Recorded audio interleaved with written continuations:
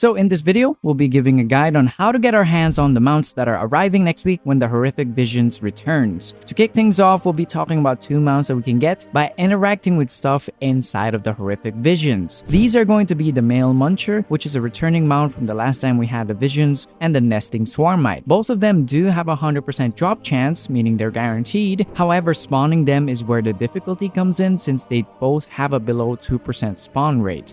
Like I said, we'll have to interact with stuff inside the Horrific Visions. So for the male Muncher, we'll have to click on these mailboxes. On the screen right now will be a map of both of the Horrific Visions for Orgrimmar and Stormwind with locations of all 5 mailboxes. Defeating the rare is quite straightforward, and once we loot it, we'll get the mount guaranteed. Now as for the nesting Swarmite, we'll do something quite similar. We'll want to be interacting with these trash piles. I'll be showcasing a map as well on the screen for both Orgrimmar and Stormwind on the locations. Do take it with a grain of salt that this will also have a low spawn rate, but once it does spawn and we defeat it, we will have a 100% drop chance at getting that mount. Now as for the next mount we'll talk about, this is going to be a profession-based mount. We'll need a couple of ingredients, a recipe, and of course to have the Jewelcrafting profession in order to craft the mount, and we'll need at least 30 points in the Castle Guard Jewelcrafting in order to make it. Now we'll first talk about how we'll get our hands on the recipe. First, make sure that we do have the Jewelcrafting profession on the character that we're running it, since the recipe will not show up if we don't. Then we'll need 1 mask equipped in order for it to drop as well. And finally, the Horrific Vision has to be Orgrimmar for the week. So if it's Stormwind, then we'll have to wait for the weekly reset to arrive before being able to get our hands on the recipe. So for the recipe, we'll loot it from Big Quiche, located at the Valley of Honor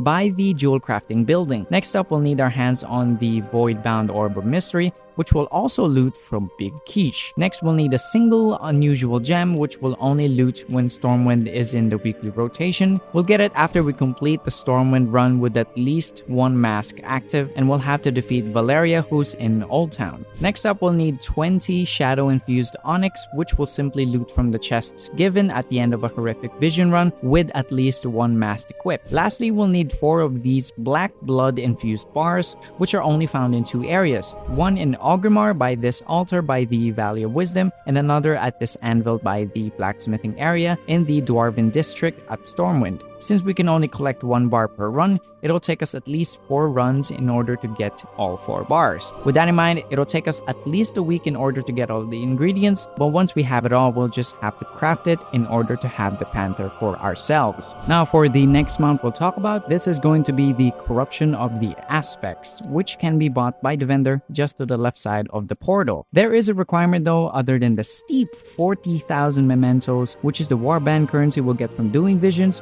We'll also need to have all of the hourglass tree upgrades unlocked. So keep that in mind that each of the perk is time gated, so this part will take a while. Now as for tips on farming for the 40,000, we'll want to look to do each run as efficiently as possible with as many masks equipped as our characters can handle. Back then, people used to map out their routes to maximize their runs since we'd only have so many attempts at each Horrific Vision for the week. However, that's no longer the case for this one. The only thing limiting us will be the instance lockout implemented, and during PTR it was a bit buggy since phasing into the central hub area of divisions counted as 1 instance already, and then it'll count as another when we did actually start the run. But with that in mind, regardless, we'll only be limited to doing 5 Horrific Visions runs per hour once it does go live. So instead of maximizing our gains each run, grabbing as many mementos as we can, we should instead shift it to be more time efficient. So we'll want to do as many things done as fast as possible. We'll ignore stuff that's out of the way of our main and side objectives,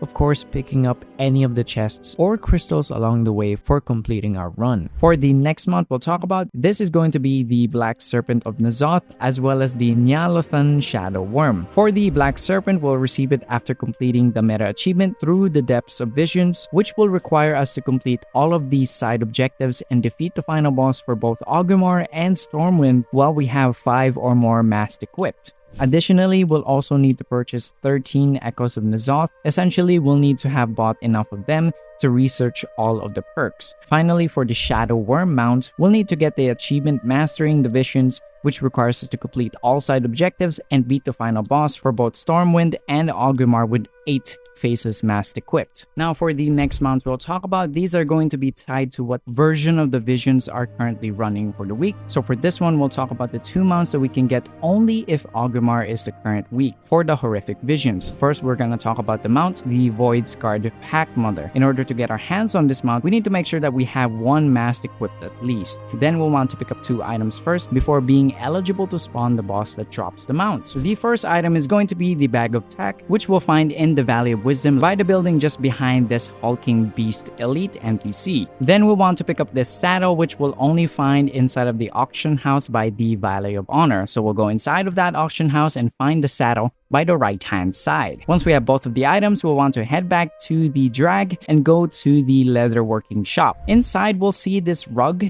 and we'll want to click on it in order to spawn the Packmother. Once we defeat that mob, we'll get the mount guaranteed. Next up, we'll talk about how to get the Void Scarred Windrider. First up, we'll need to have at least 2 masks active. So if you think about it, we can do both of the mounts in one single run. So we'll want to clear the Valley of Wisdom, and after defeating the mobs in that area, there's going to be a path that clears up to this elevator lift, and we'll get on it and we'll be taken up to this area where waves of mobs will spawn. After we beat enough, we'll spawn the matriarch. Once we beat it, we'll get that mount guaranteed as well. Now we'll be moving on to the mounts that we can get only when Stormwind is active for the week of horrific visions. First up, we'll talk about how to get the Void Forged Stallion, which will require 1 mask equipped. So first up, we'll need to collect 4 horseshoes. The first one will be just near the cathedral outside of where the final boss is. It'll be found by this elevated box. The next horseshoe will be found over at the Mage District by the central courtyard area just before entering the Mage Tower. It'll be by this giant tree. The third will be found at the Trade District just outside of the bank next to this mailbox. And lastly, the fourth and final horseshoe will be by Old Town over at this shrubbery. Once we have all 4 horseshoes, we'll want to head to the Dwarven District and make a beeline to the blacksmithing area. In there, we'll interact with the forge. After we melt the horseshoes, the relic will spawn, and upon defeating it, we'll get the mount guaranteed. For the next mount we're going to talk about, it's going to be the Void Scarred Gryphon, which will require 2 masks equipped at least before we even attempt it. Now, in order to spawn the rare that drops the mount, we'll need to give it food that it wants for that day. So in order to find out what it wants, we'll first want to head to the Trade District. Before we fight the first elite mob there for the objective, which is going to be Darkspeak, we'll see a note to the left side which will tell us if the Gryphon wants its food raw or cooked. Now, as for the second note, we'll be able to find it up the stairs behind Darkspeak. We'll find a note which will then tell us what kind of food that it wants. So for example, if the Gryphon wants cooked steak for the day, we'll need to cook the unseasoned filled steak. But if the Gryphon wants raw steak, then we'll need to give it the portioned steak instead. And by the way, all of the food that it would possibly want will be listed under the prepared ingredients or snacks of Kazalgar cooking. Once we have prepared the food that it wants for that day, we'll head back to where we defeated Darkspeak. But instead of going up the stairs, behind Darkspeak will be this small bowl in the corner. We'll click on it and give it the food that it wants. Afterwards, the Gryphon will spawn, and upon beating it, we'll get the mount guaranteed.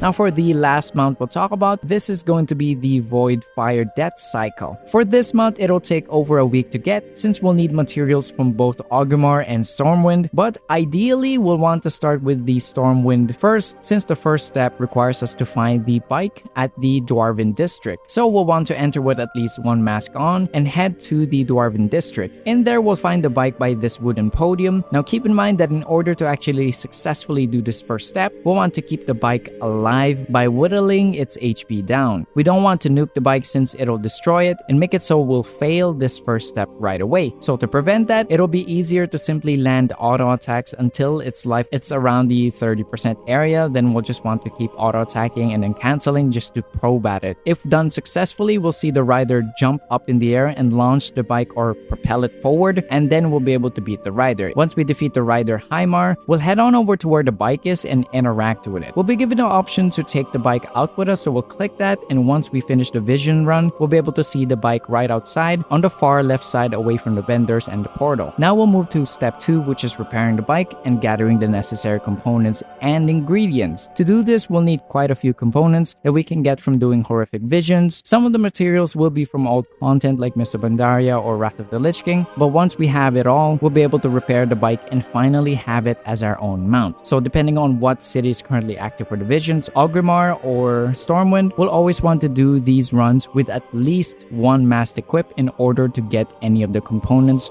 from the horrific visions. So for the Stormwind visions, we'll need to get the handlebars, the magic aligned manifold, the void crystal, and one of the wheels. So we'll be able to loot the handlebars for clearing the old town side objectives, and we'll loot it at the reward chest at the end of the vision run. To fix it, we'll need one irresistible red button, one recalibrated safety switch, and 3 whimsical wiring, all crafted by an engineer or bought off the auction house, and then we'll need a single storm touch weapon wrap crafted from a leatherworker or also bought from the auction house. Next, we'll want to create the magic line manifold, which is looted from outside of the auction house at the trade district located just over here. Next up, we'll need to get one elementium plated exhaust pipe, which we'll purchase from Big Quiche over at the Vale of Eternal Blossoms or from Roxy Ramrocket in Northrend by the Storm Peaks. For the void crystal, we'll loot it at the end of the vision run after we clear the side objective of the Mage District, and we'll be able to loot the Void Crystal from inside of the reward chest. Then we'll need to get one convincingly realistic jumper cables crafted by an engineer or bought off the auction house, and one refulgent crystal which we can get from disenchanting or again bought off the auction house. Now for the last piece that we'll get from the Stormwind Horrific Visions, we'll also loot it from inside of the reward chest at the end of a vision run after we complete the side objective of the Trade District. Then we'll need to collect 12 entropy enhancers crafted by engineers or bought at the auction house, and 2 tentacle spokes, which we'll be able to get one from Stormwind after completing the Trade District, while the other will drop from Orgrimmar after completing the drag. So to fix both of the wheels that we'll get from Orgrimmar and Stormwind, we'll need to run both of the visions of Orgrimmar and Stormwind. Now for the Orgrimmar visions, we'll need to collect the second wheel of the bike, an engine block, and the boar hide seat. For the engine block, we'll loot it from inside of the engineer's building located at the drag. Once we have that, we'll need 4 goblin machine pistons purchased from Big Quiche at the Vale of Eternal Blossoms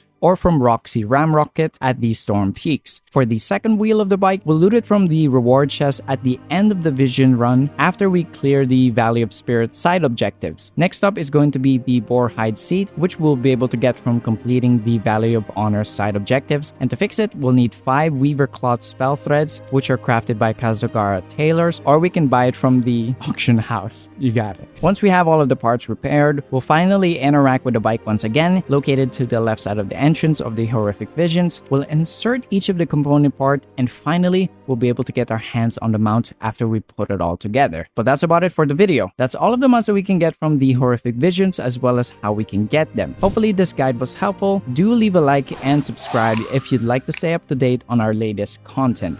Thanks for watching, and we'll see you in the next one.